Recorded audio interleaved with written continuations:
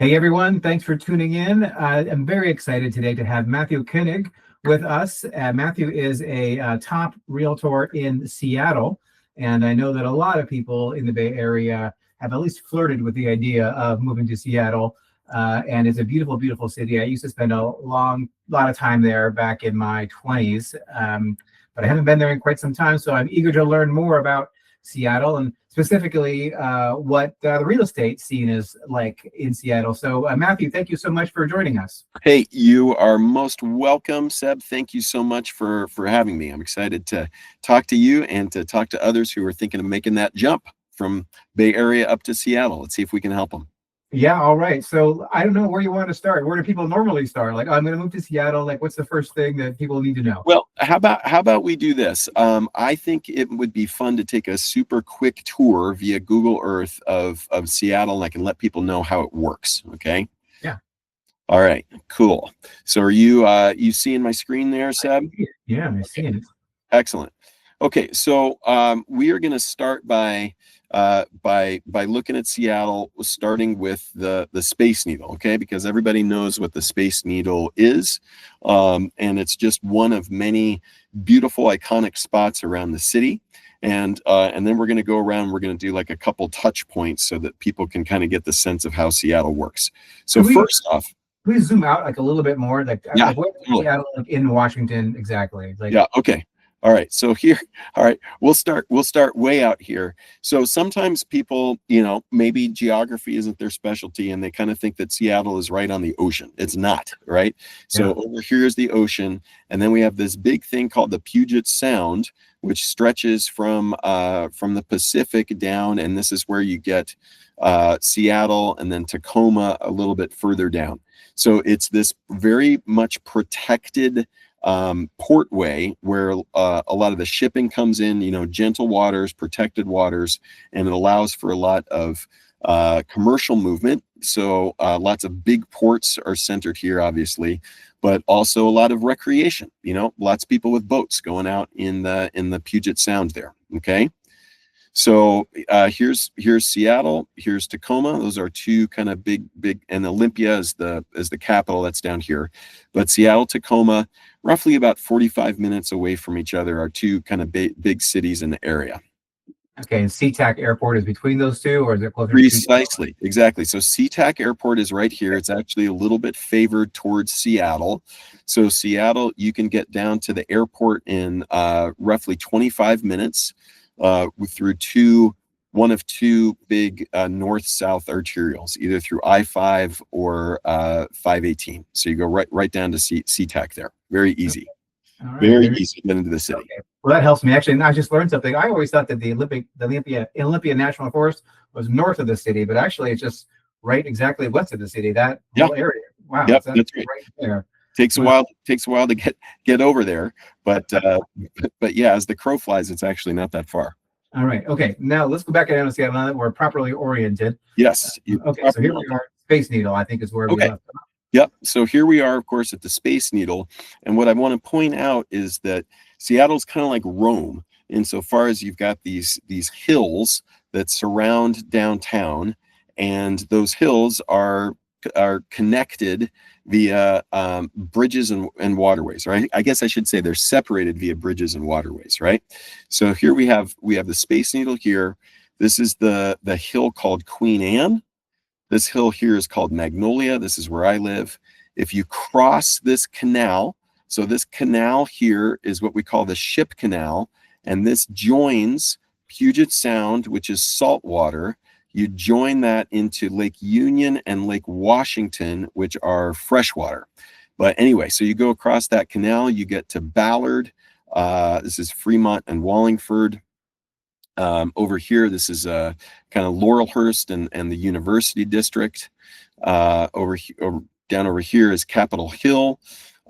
We call it that because it was once going to be the location for the Capitol, which didn't happen. And then there's another neighborhood over here called West Seattle. So anyway, a number of hills. It's hard to tell from this satellite map, but all of these are hills that are kind of separated by waterways. So let's track a few kind of interesting things here. let's go to the University of Washington.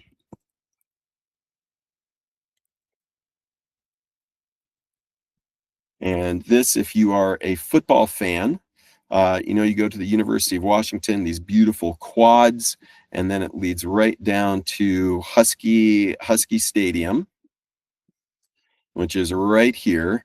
And look, if you are a boater, you can come right over, you park your boat here, and then you can get to the game. So that's called the greatest setting in college football because of how close it is to Lake Washington. So that's an awesome spot.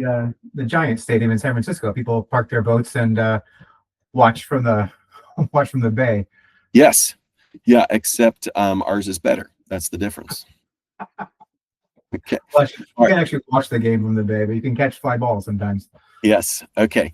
All right. So University of Washington, let's go downtown to South Lake Union. So if you are working for Google or Amazon, a lot of your buildings are right down here in the South Lake Union. So let's see how we got there from, we were just right over here at the University of Washington. Here's the stadium. And then you can see this is called the Montlake Cut. This is where we do a lot of our crew roading. So if you saw The Boys in the Boat, that famous movie about the story of the University of Washington crew members who went and performed at the Olympics in the 30s, that was taking place right here in this Montlake Cut. So then you come down into Lake Union, the bottom of Lake Union, South Lake Union here. This is where a lot of Amazon buildings and Google buildings, also medical tech, the Fred Hutch Center, the Gates Foundation, all of those things are down here at South Lake Union. And let's take a quick peek at how pretty this is, this area. So this is South Lake Union. This building here is called the Museum of History and Industry. There's also, you can see here, this is the Center for Wooden Boats. So they established the center that teaches people how wooden boats work, and you can go out onto Lake Union in those boats. Pretty awesome. All right, so South Lake Union, this could be where you are working if you are a tech worker and you are moving to Seattle. All right, now let's say you want to have some fun. You want to go to a Mariners game or a Seahawks game. We're going to go to T-Mobile Park. And let's see where that is. Again, it's not far. This is the cool thing about Seattle, is it's very compact. So as opposed to going all the way down to where did the 49ers actually play? Santa Clara now. Yeah, Santa Clara, right? Okay. So if you are working up here at Amazon, you are going to take an Uber or you're going to bike, and you come right down here to T-Mobile Park or Lumen Field, and you can watch a game. So that's awesome. All right, let's go now up to let's go take a look at Discovery Park. So Discovery Park is you can see how big this is. It's a massive park right in the corner of Magnolia, which is one of the wonderful neighborhoods around here. This is where I live. And Discovery Park has this beautiful lighthouse out at the end of it that you can hike down to. There's officers' quarters here. So see this was an old military barracks, and they had beautiful officers' quarters that they transitioned into single family housing. So you could actually buy one of those and you could live with this majestic park right outside your doorway. That park looks huge. It looks massive. I mean, that's hundreds of acres or thousands of acres. That is 534 acres. Yeah, that's crazy. Yeah, really big, right in the center of town. So a lot of hiking areas out there and promenades, and then of course the lighthouse that we looked at. So, all right, those are just a few of the wonders of the Emerald City, as we call it. So yes, we do get a lot of rain. It's not like movie rain. It's not like it's drenching you and downpouring. Most of the time, our rain is just sort of like a light, pleasant drizzle. I moved here, I grew up in Colorado, so moving to Seattle meant a lot more rain to me, but it also meant lush, clean air, beautiful vegetation, flowering trees in the spring. I mean, there's a lot that rain brings. So, you got to pay for it, but when you get into the beautiful months, you wouldn't have it any other way. Yeah, well, no, it's gorgeous. Seattle is an amazing place. So you live in Magnolia Park, you said, and so what are houses like in Magnolia Park? Are Okay. they old? Are they new? What are they like Yeah. over there? Yeah. Let's take a look at it. So Magnolia, as I was explaining, many of our neighborhoods, that they have a distinct identity to them because they're removed from other places. And that's what gives these neighborhoods a particular flavor and keeps it from everything just kind of running together and being the same. So you'll notice I'll just highlight Magnolia here, but you can see on the south and the west and even the north, we're surrounded by water on three sides. And then this here is a train thoroughfare. So Burlington Northern, they bring in their trains come through here. So, and that also kind of qualifies as like a barrier. So people who like Magnolia, they like this kind of quiet feel that brings. There's nobody else going to Magnolia except people who live there. Okay. If you want kind of like a more hip or more hip neighborhood, you'd probably go over here to Capitol Hill. So you're just going to cross the freeway from Seattle and you'll see some beautiful stuff over here in Capitol Hill. But to your question, like when were things built? So pretty much Seattle was built in the following phases. We'll kind of narrow it down to three just to be for the sake of easy clarity. Of course, there are always exceptions. But starting in the really getting going in the 20s and the 30s. So that means that you get a lot of craftsman bungalows and a lot of brick Tudors, some kind of old four squares, some Queen Anne style houses. Those are our old classic homes are going to break down into those types of homes. Okay. Then, but not all of Seattle gets built up during that time. Just, maybe a few houses per block or certain areas. Then post-war, 1940s, you have the GI Bill, the first time that we've got government-backed, government-supported mortgages, so more people are able to afford homes, but they tend to be pretty basic, let's say. Very sturdy, structurally sound, but kind of four walls and a roof, and super sturdy homes in nice areas. Generally, 2 beds on the upstairs, one bed and 1 bath in the downstairs. About 1,800 square feet. We had a lot of that built between 1940 and let's say 1955. Then there's like another break where stuff kind of fills in, but really it's then in the last 15, 20 years where we have our next real big burst of housing being built in Seattle. And so we get a lot more nice townhomes built during that era and nice newer construction built in a very modern, forward-looking, tall ceilings, big windows, very forward-looking contemporary style of structure. Okay.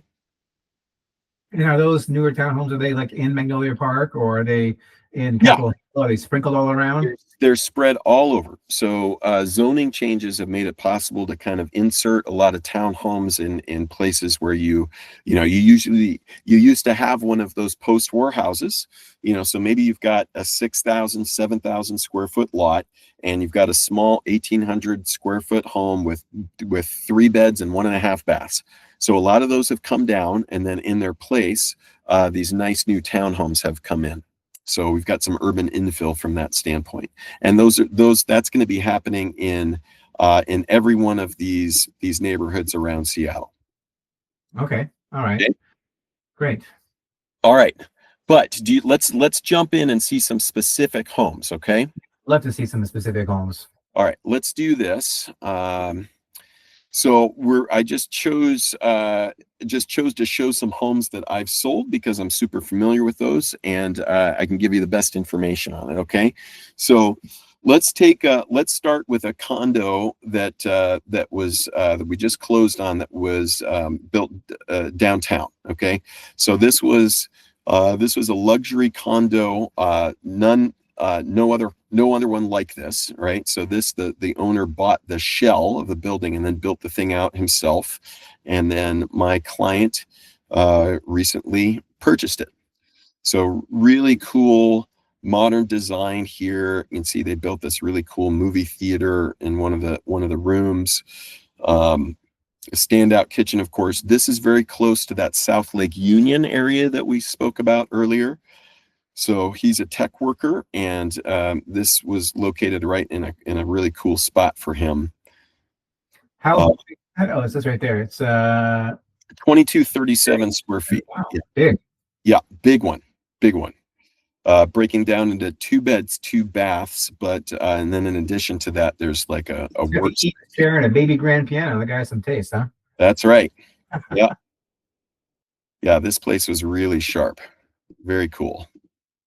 Yeah, that's very cool. Okay, so that's going to be 2.2 is where that landed on price. So which I felt was actually excellent value for the quality of this, because there's nothing else like it. And here's this little back room where there was room for projects and work. Cool. That's amazing. Wow. Yeah. Okay, so that's an example then of a downtown condo, and now let's take a look at something in Magnolia. Let's take a look at this one, okay? This would be, we closed on this at the end of last year, and let me show you where this is. So I'm going to zoom out here. Okay, so you remember we started at the Space Needle and we bopped around, then we kind of focused in here on Magnolia just as a little exercise here, example exercise. And here's that big Discovery Park that we were talking about, right? So very close to Discovery Park is this home where I helped my buyer purchase, and this was priced at 1.15 is where he got this one for. Good price for a single family home, 3 beds, 1.5 baths, and 2,200 square feet, 507 a square foot. However, it's good to know this needs work, right?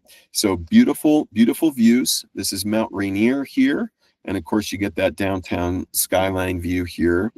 And you can see nice hardwoods, but this place needed a refresh, right? So this is good for your buyers coming up from the Bay Area. You say like, okay, I want to buy for location. I really like this location. I really want views.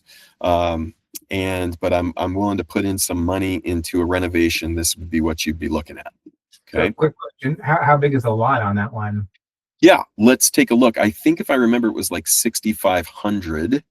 I'm sorry, 5612 was the lot. 12. Okay. Yep. That seems really reasonable. I mean, like for a nice part of town. Now, how long would it take to get down to that South Union area where Google and Amazon are? Okay, so if you are driving, that's going to take you 15 minutes max. Wow, that's not very long. No, it's not very long. No, Seattle really, when I talk to people moving up from the Bay Area and moving in from New York, people are still astounded at how we have these very accessible neighborhoods that are super close to downtown where you're working, super close to the stadiums. And if you're coming in from Omaha, it seems really expensive. If you're coming up from the Bay Area, coming in from San Francisco or from New York, you're thinking, wow, there's a lot of value here left in Seattle. I think there's a lot of room for growth and values in Seattle still to come.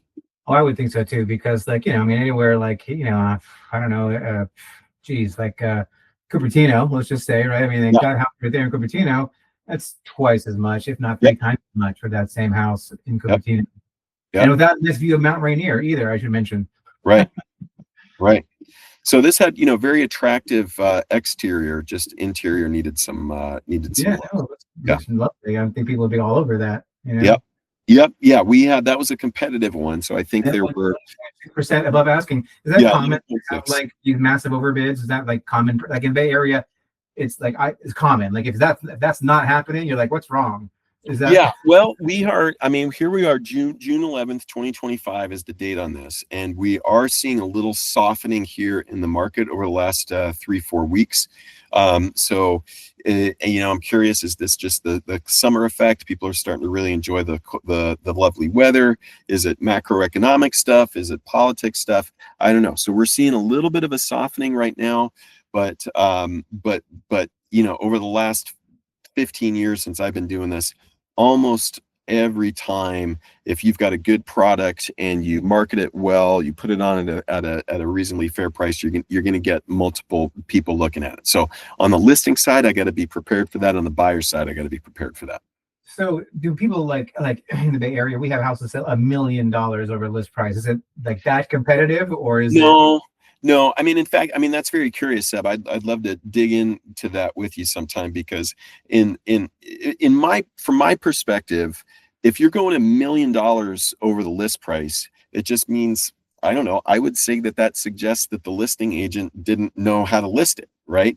So, you know, if I'm listing something, I'll talk to my clients about what I call, you know, do we want to do market pricing or do we want to do event pricing? So event pricing is, you know, we think it's around here for the market price. We're gonna reduce maybe, you know, 3 to 5%, and we're gonna hope to have more people come in because of that slight reduction of under pricing just a little bit. And then through that, maybe we get people who are really willing to compete for it. But I would say, you know, 10-15% we see quite a bit. But, you know, $1 million, it seems to me like, you know, listing agent could have gotten closer, unless your buyers are so trained to think that they're going to have to pay $1 million over what the list price is. Like if that's the dance that's happening between buyers and sellers, then that's okay. If that's your protocol, it just seems like a weird protocol to me. Yeah, it's not an everyday thing, but certainly it happens maybe every month. You know, I mean, maybe 1 or 2 a month. You know, or if not $1 million, close to it. You know, so Yeah. so they're not so there is a lot of competition out there, but it's maybe 10 to 15% over would be at the high end of what you might have to overbid. Yeah. Okay. Okay. Let's take a look at this was a cool one. So this was a listing of mine. This particular Oh, nice drone shot right there. Yeah, this particular seller was one of the had one of the best restaurants in Seattle, named Canlis, and he's since moved on to, in fact, Seb, he is starting a new restaurant in Nashville with our speaker from Retreat, Will Goddard. Oh, really? Yeah. Oh, wow. Wow. So the Canlis family, they redid this one. So I want to give you an example of something that's redone and show you what that's going to sell for. So this one was redone by a very prominent interior designer named Heidi Collier. And so you'll see, I don't know if any of our viewers today are followers of Heidi Collier on Instagram, you'll see this is a very much in her style. And we tried very hard to get our photos to kind of match up with the type of beautiful photography that she does on her social feeds. So this one sold for 2.4. The only thing I mean, we had people fall in love with this house, but it was a little bit unusual because it had the primary bedroom in the basement. And so that you know, some people said like, "Whew, boy, this is a lot of money to spend," when I hadn't really been thinking that I'd have a primary bedroom in the basement. But we ended up finding the right people to buy this house. And yeah, here's that primary bedroom. It's gorgeous, just happens to be on the lower level. When you say basement, it's like a daylight basement or whatever, right? Correct. Yeah, I should specify that. This was a daylight basement. But every room in this house was just very, very special. And so a pool's very common? Like, I wouldn't think pools are common. Is that? Pools are not very common. And you know, I tell people that, you know, a pool, it's not a boost to your list price, frankly, in Seattle. But we also don't want to treat it as a detriment to your list price. I mean, most people on their check boxes of what they want in a home, they'd rather have a backyard for the kids to play in than have a pool, because it's, you know, our temperatures are pretty cool around here. But you know, every once in a while you get them, and people will buy them and love them and enjoy them.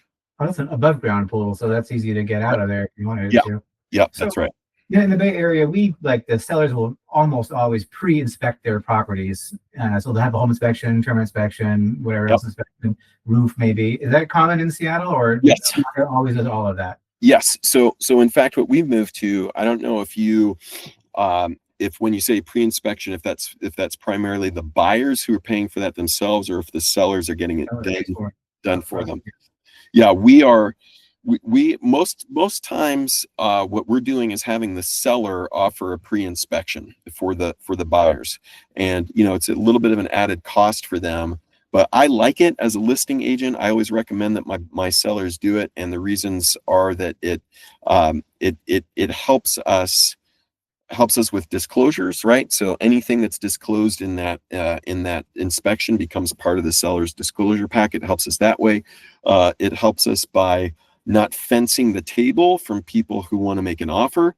So if I've got 3 buyers, let's say I've got 5 buyers, and 2 of them are like, well, I really would love to make an offer on this house, but I lost out on 3 other homes, and I had to pay $1,500 in inspections, and I don't want to spend any more money on an inspection if I'm not going to get that house. We're like, hey, great, we did the inspection for you. Here it is. This is done by a legit inspector, and now you don't have that excuse to come to the table. So bring your offer, come to the table. So the seller pre-inspects it before the buyer ever makes their offer. Yeah. Yep. And the buyer, all the buyer has to do is request the pre-inspection. We give it to them. Okay. So another question is, in the Bay Area, it's very common to have non-contingent offers, right? I mean, not only do they pay way over list price, but they also make no inspection, no appraisal, no loan contingency, even if they're getting a loan and need an appraisal. Correct. Very common that buyers just waive all that. Is that how it is in Seattle too, or not so much? Yes. Yeah. Especially, for a hot home. Absolutely. So, when I work with buyers, and I think we might be going over after a competitive house, my language, I try not to scare people by saying like, oh, you got to waive this, you got to waive that. I always try to say like, those contingencies have value for the buyer. We're trying to get you something for the buyer. We want to get you from the inspection contingency. We want to let you know everything that you need to know about that house. But if we can get an inspection before putting an offer in, then the value of that contingency has been satisfied. So we got it for you. We got the value, the intention of that contingency. We just got that for you ahead of time. And same with financing, right? The value of a financing contingency is to give you time to really get your loan ironclad and totally secure. But if we're smart, we can again do that ahead of time before you make the offer. We get you all the value of that contingency. We just do it ahead of time instead of after we're making the offer. But the short answer to your question is yes, absolutely. We have those types of offer scenarios. Okay, perfect. Well, that's a very beautiful house right there. And this is in Magnolia also? Is it this one was also in Magnolia. Okay. So let's take a look at something here.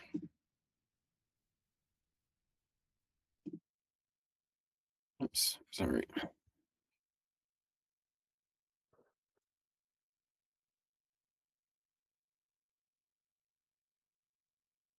Oh, this is why. Yeah, sorry. We were just all in the Magnolia. That's why they're all in Magnolia. Except for that one. Okay, great.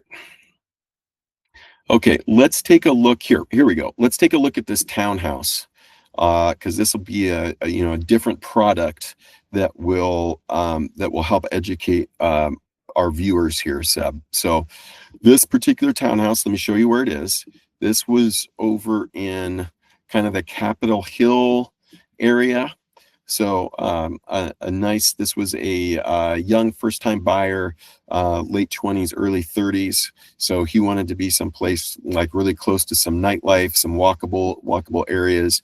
And so we found him a townhouse over here in this area just outside of Capitol Hill, where you've got a great bar and restaurant scene. Okay, and he also he like that kind of modern architecture that I was describing. He was okay with that, but what he really wanted was to have a townhouse that had a little bit of a yard to it, just a little bit of yard where he could bring out his dog and stuff. And the the newer the townhome, they've kind of shifted away from that, and they've given us rooftop decks instead. So your rooftop deck is kind of your lawn, and they've traded that for getting more, more townhomes into the lot square footage. So I suggested that we should look for something that was built about 15 years ago in order to find a spot that had a little lawn. He said, okay, great, let's do that. So we found him this one. And this, okay, so there's his little patch of yard. There's his front door, and you'll see this is a really nicely appointed townhouse, very roomy, nice and light and bright.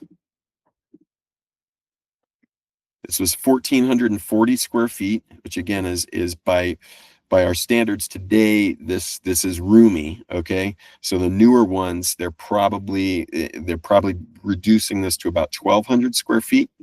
So he liked the extra roominess. We had this vaulted ceiling here upstairs, which gave a sense of space. Second room, and then office study. This was the downstairs room here. This one. So this was the third bedroom, which was staged as an office.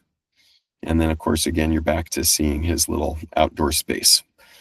So I noticed that on these listings here it says 3 bedrooms, 1 bath, and then 1.5 bath. What's that about? Yeah, frankly, it's a goofy nomenclature. So this is this would mean that you had 1 full bath plus actually, I don't know how that breaks down. I mean, it broke down someplace. I mean, we can go back and look if you want. But he had or just a 1.5 bathroom house? No, he had a full bath upstairs, so bath including tub. Then he had a half bath on the main, and then he had a 3/4 bath, if I recall right, downstairs in that floor level. Yeah, I saw the other bathroom downstairs, and I'm like, Yeah. So is that a compass thing, or is that like a? I think it's a compass thing. Yeah, the way it's popping up there. Yeah. Not like that. Not in the Bay Area. That's not how it's for us. I mean, it doesn't do it like that. So what would the HOA fee be on something like this? Very minimal. So this is the. In fact, I'm curious where you got this in the Bay Area as well. But so one of the strategic developments, trying to okay, let's say you got a condo, right? For a condo, you got a homeowners association, you've got dues. A lot of people don't like paying dues, right? So this new the LR1, which is maxed out, meaning like you own your lot, and it's corner to corner, fill in the lot space. Okay, so and you own on this townhouse, you own everything. You own the land under your townhouse. You own the land under in your yard. But it's maxed out to the lot line. Okay, so you don't have the same standard setbacks of like 5 to 10 feet to the fence line. So in this style of development, these townhomes, you buy that townhome, you buy it fee simple. You're not part of a condo association, and you do the lot literally goes through the wall that you join with your neighbor. But there's virtually almost all the time there's no homeowners association fees here. Now the trick to that is you have to be confident and be ready that your neighbor that you're sharing the wall with, if the place needs to get painted, it sure is a lot better for both of you to paint it at the same time. Same with the roof, right? Roof needs to be replaced. You should replace it both at the same time. So, but there's no mechanism to say, okay, time to get this done. We've got to figure out a way to pay it. So theoretically, you could paint your half of it. You could replace the roof on your side. That's your ownership. But would work better if you did it together. But there's no homeowners association that's forcing you to do that, and no dues. So you got to just save up your money like a single family homeowner for those projects. Well, that's terrific. Now, what about parking? Is there a garage for a property like this? Yeah. So he had a parking garage in the back. I don't think they gave us. Let's see if they gave us pictures of it. Yeah, there they are. The one-car garage, and then there's probably uncovered parking somewhere too. No, so that's going to be it for this. If you've got an additional car, you're going to be looking for street parking, which is going to be a little tricky. So this is best for a one-car owner. So this seems like a pretty affordable property to me. I mean, like 1,400 square feet, $850,000. Yeah. What's property tax like on something like this? So most of our property taxes are just about like just a little bit over 1% of your assessed value. So you're paying assessed value. Yeah. So, and then it gets reassessed how often? Well, it's going to get reassessed every time when you buy, right? So that's going to trigger reassessment. And then it gets, your values are reassessed yearly. Yearly. Every year your property tax goes up by whatever. Okay, terrific. Well, this has been a really great introduction to Seattle. So how can people get a hold of you, Matthew, if they want to talk more about moving to Seattle? Well, very easy. You can call me at 206-234-5574. You can also email me, matthew.koenig@compass.com. And you probably just, if you Google me, just Matthew Koenig, Seattle Realtor, you'll find me quite easily. All right, terrific. Okay, well, Matthew, I know you have to run. You have a very important appointment later on today, so you go and get them. And I want to thank you so much for spending the time with me and all my viewers today. And looking forward to making my own trip to Seattle to come check it out. It's been too long. We'd love to have you. I'd love to show you a good time. I built a bar in my basement where I love to host people. So you come over, I'll make you a special cocktail and we'll drive around Seattle, show you all the sights. And Seb, I feel like we've just kind of scratched the surface here. So we got a little intro to Seattle. We got to look at a few houses and price points. But for anybody watching, if you have more questions, there's a lot more to dig into. This really is a beautiful city, wonderful place to live. And I'd love to help you any way I can. All right, terrific. All right. Thanks, Matthew. We'll see you soon. Super. Thanks, Seb. Take care.